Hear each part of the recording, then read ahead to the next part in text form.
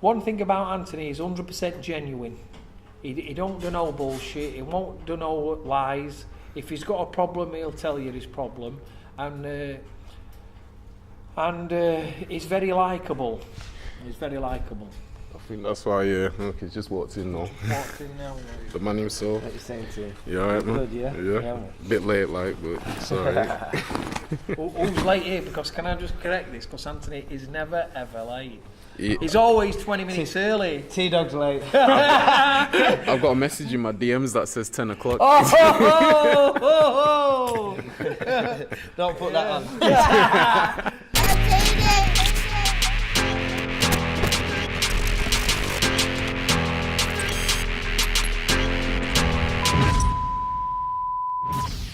We've got lots coming through, and obviously you're here to speak about Anthony Tomlinson. Ray does most of Anthony's training. I'm more of a manager and promoter, and I come in and oversee things. But Anthony's in a great place, undefeated in 9 contests. He's another example that didn't have a glittering amateur career. Stuck at it. He's a model professional. He trains twice a day. He's probably, to be fair, one of the most professional that I ever got in gym, for the fact that how he conducts himself. He sells himself very well on social media. That's a big part of building fighters' careers nowadays. Some fighters can come in the gym and fight all day, but they just can't use social media, and you need that to get yourself out there, to get the public interested in who you are as a personality, and it does help the ticket selling. And Anthony's doing great on that side. He's doing great in the gym, and he's becoming like a full package. To say a kid only had 15 amateur fights and won 9, he was a Yorkshire belt holder that he was very proud of, and then now he's like coming into his 10th pro fight, fighting an undefeated fighter, defending his centenary title. So he's on the right path for having a very successful career, I think. So what was it about him? Because I've known that man for ages. We're growing up on the same estate. And one thing with that man is definitely a live wire, but then there's another side of him that's very calm and... Yeah, do you know what Anthony's like? I have come across where he's like, we call him drama queen or whatever. I mean, Anthony's he's not quiet about his past and how the life he's lived and being in prison and being on the wrong path. Now, that's not just Anthony, that's every kid on these kind of estates. We've all got stories. I'm from this little village here.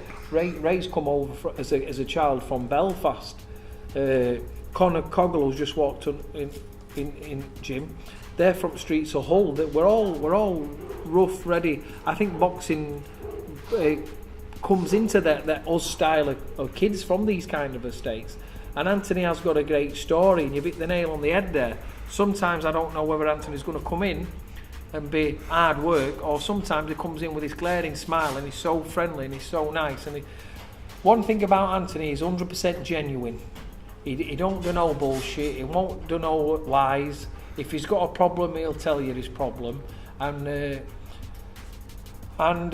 he's very likeable. What switched it on for you? Because before you turned pro, obviously in the end, like, you were still an animal. Like, what made you super calm down? There was a point where you just switched. You didn't come on the ends. No matter what anybody did, you didn't retaliate to it. You weren't reacting. You were just like, I'm just not bothered anymore. Mostly to think about it, is growing up, realising that sort of lifestyle. My child come along, that was a massive change. Like I said, I need to set something for them, you know what I mean? A legacy for them. I don't want them to live a life where what I lived growing up, so I can show them right from now. Hopefully I can get the best out of my children, really. And what did he say once? He likes the red belt, doesn't he? He likes the rainbow belt, he says he likes the rainbow belt. He likes the Commonwealth now, yeah? The Commonwealth, he's not the Commonwealth, what he thinks the rainbow belt is. The British, he pointed up at the British who called that rainbow belt up there. I can remember being in the gym, he was here and he was at the side of the ring now. And he looked up with the belt that Bobby Barrett had. He said that he wants that rainbow belt. So I'm going to work hard for that. Even if he wants the Commonwealth, we're going to work hard for that. Like anything that he wants, I'm not going to stop till I get it for him.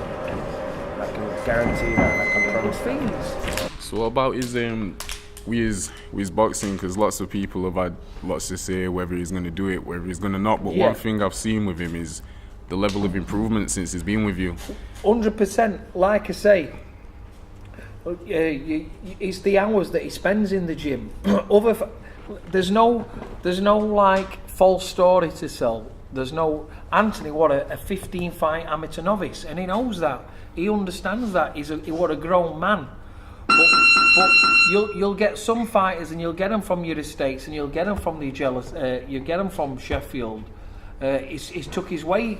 He's took himself. He's done it completely opposite to everyone else. He's took himself away from Sheffield. He's not in the all them Sheffield the gyms. Distraction circle. Yeah, he's not in any of them cliques in the gyms. So it's almost as if, well, they're not with Anthony, kind of thing. He's come away and doing his own thing. So does that make him an outcast? Does that make them want to like, oh, he's not going to do this, he's not going to do that? But one thing he does, he understands what he's lacked in his amateurs, and he converts it into his pros. And he's probably in the gym 3 or 4 hours a day, or in the 2 sessions, whether we're doing cardio, fitness or strength, or Ray spending hours with him, and he's got good work ethic, and he's learnt that from being around Andy Townend, Lee Appleyard, Robbie Barrett, these kind of fighters in gym that have been with us. There's always been behind the scenes. Like I've always seen him with you when you've been like over shows. Yeah, exactly. And he's just like, he just loves it. He loves it, and he's desperate for success. Sometimes I think he gets a little bit too desperate for it, and he wants it a little bit too. He'd be happily like, he's on my shoulder. What can you get me, Conor Benn? I'd love to fight Conor Benn, and he's street on me. Arm Street be a great fight, and they're just like, let me do my job. We're in a good place. This next fight, if it all goes to plan. 10 fights undefeated, he'll have beat an undefeated fighter, and it's a great resume to have a Central Area title, winning it against an undefeated fighter, defending it against an undefeated fighter. You can't do much more than that. So he's learning his trade, he's learning his job on the trade. But look at other fighters who did that. Look at Gavin McDonald, who didn't have an amateur fight, who were with me. Look what he went on to do. Look at Curtis Woodhouse, who didn't have an amateur fight. The fighters that learn on the job, it don't mean to say they're not going to be successful if you've not had a glittering amateur career or you've not got a gold medal. And Anthony's got work ethic, what some fighters ain't got. Do you think that's his biggest attribute? Because as long as I've ever known Anthony, one thing he's always had is an engine and determination as well. I think his determination and his will to succeed will outdo anything else. But he's not got your hands up your elbows in your conventional boxing style. That's what I say. He's not got that conventional way. We've tried. You've tried working on it, and it just don't come. So what you do with Anthony is good at being awkward. So you just got to keep him awkward. You can't make somebody do this and throw a jab if it's not in him.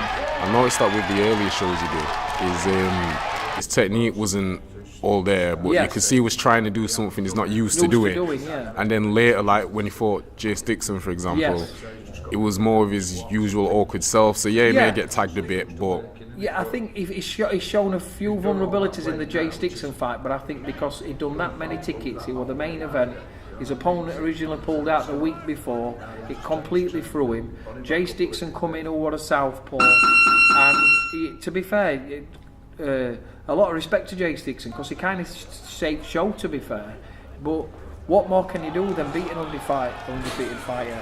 As much as Jay Dixon only had a week's notice, well, Anthony's in the same position. He's only having a week's notice. But he was more relaxed as well in that fight, weren't he? He was more himself. Yeah, exactly. And we'd had a full training camp for an orthodox, and all of a sudden, right, we're fighting a southpaw now. So, and just to say, Jay Dixon was training for a fight at that time. Yeah, and so it was just a matter of adjusting a few things and coping with it. But it was a big night. It was one of them kind of nights where Anthony was so desperate to win.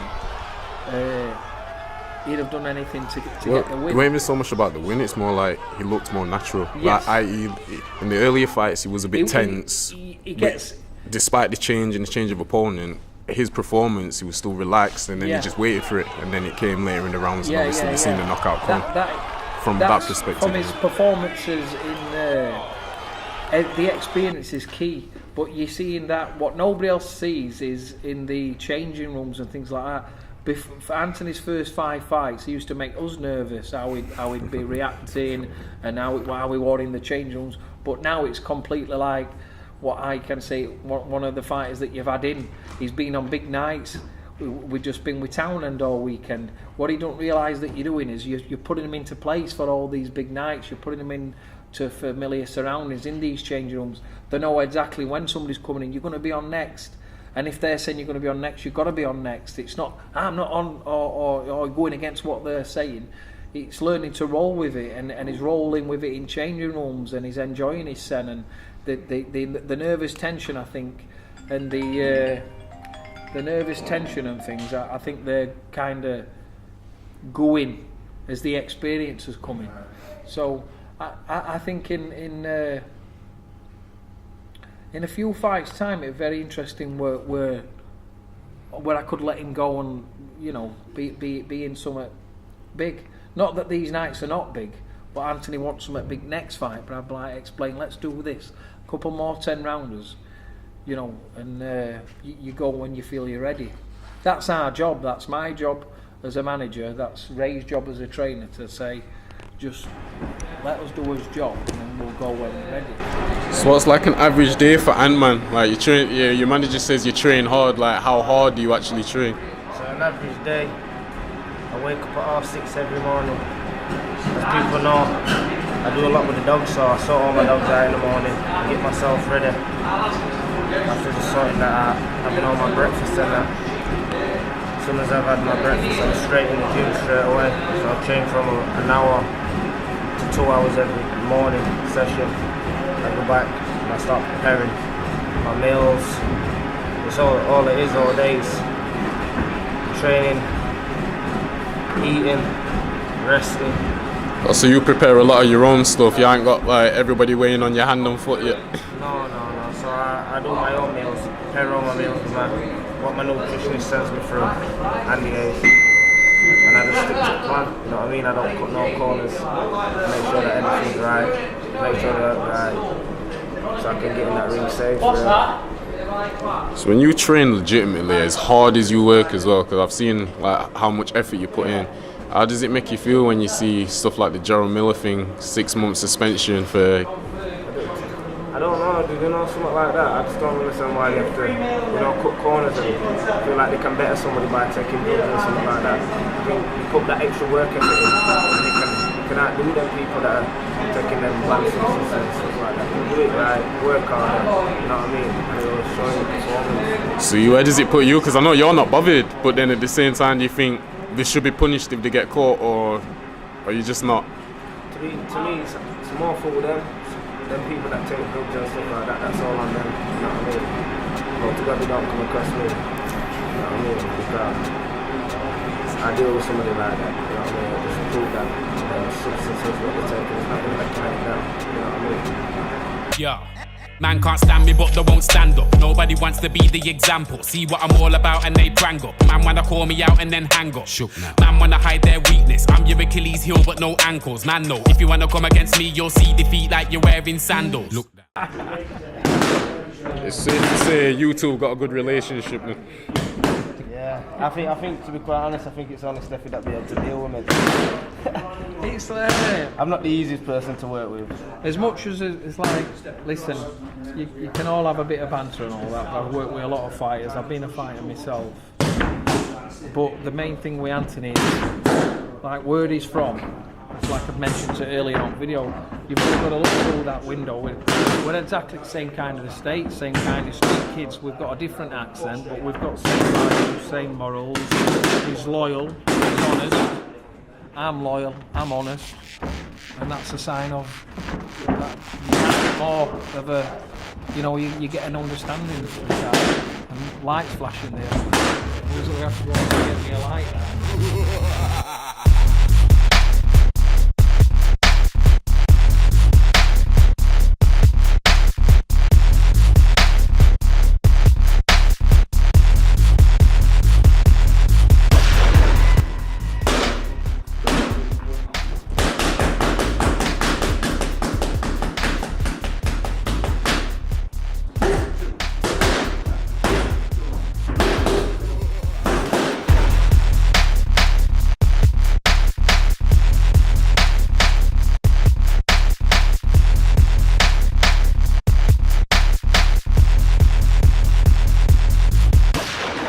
So how do you think Ant-Man's come on since he first started his pro career? He's coming on leaps and bounds.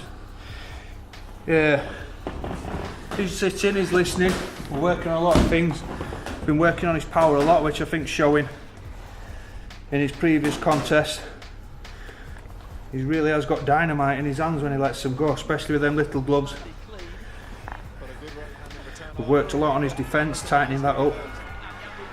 He had a little bit more of a laid back style, but that's just Ant. He just boxes like that as well, but we've tidied a few things up.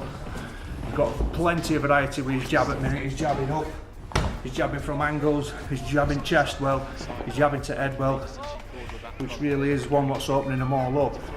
Breaking them down with jab, with a solid jab, and then bringing the shots over the top and things. That's why he's getting the knockouts. He's model professional, trains really hard. You don't have to worry about anything with him. If Ant's doing a run, he's doing a run. He's not disappearing and saying he's doing a run like you get with some fighters, but Ant is he does really live the life, and he's starting to see the fruits of his labour now. He's got a good platform at minute. He's won that Central Area title. It's just keeping him, getting a couple of defences, getting more experience under lights, bringing him along at the right time, and then when the time's right, stepping him up to that English level, and then trying to get a shot at the English title, and then hopefully on and above. It's just keeping him at this keel at the minute, so he's still developing. He's not had too many fights, he's only had 9 and he only had 15 amateur fights, so rushing him I feel would be the wrong thing when he's still producing some goods at the minute at the level that he's at. Keep getting more experience, so that when he does step up, he is ready.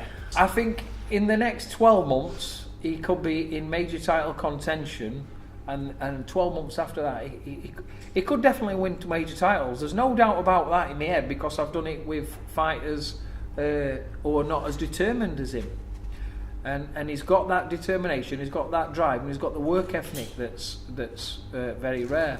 But he can definitely win major titles. There's no baubles about it. I won't be wasting my time spending the time that I do around Anthony, if you can't be honest with him and say, look, this is your level, but he's coming on that fast that he can definitely be major title fights. How grateful are you for your team, because they brought you on leaps and bounds? Yeah, like you said, I didn't have a huge amateur career. I've only been boxing 5 years, and for what Ray's done to me, what Stefy's done to me, they've brought me on. And I'm beating kids now that have been in gym from 12 years of age, so I can't be more thankful to them, to all my team, to everybody at gym, everybody pushing us on. We're like a massive family here, and also all my sponsors that are helping me do it full time as well, so I appreciate it all. Thank you.